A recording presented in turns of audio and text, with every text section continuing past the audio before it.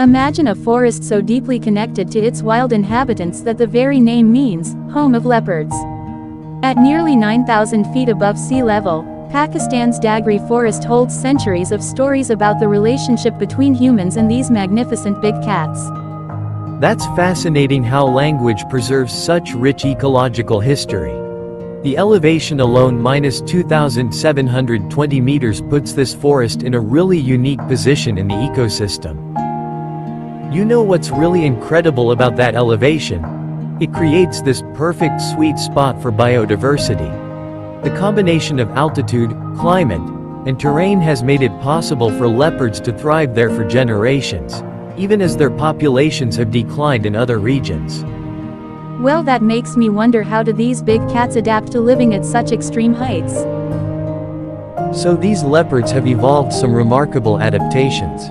Their muscular build and long tails help them navigate the steep terrain, and they've developed incredibly thick fur to handle the dramatic temperature swings you get at that altitude. The forest, positioned between Thandiani and Nathiagali in the Galiyat region, essentially creates this perfect corridor for their movement. And I imagine the seasonal changes must be pretty intense up there. Exactly.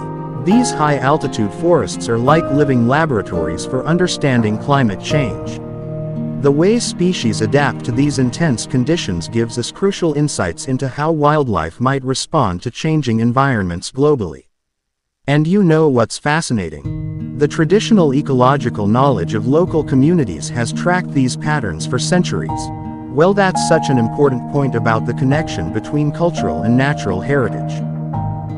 Oh, absolutely, we're talking about complete transformations throughout the year. During winter, the forest gets blanketed in snow, while the monsoon season brings these incredible rains that make the vegetation explode with life. The leopards have had to become incredibly adaptable to survive these extreme variations. That kind of resilience really speaks to why these ecosystems are so important for scientific research, doesn't it?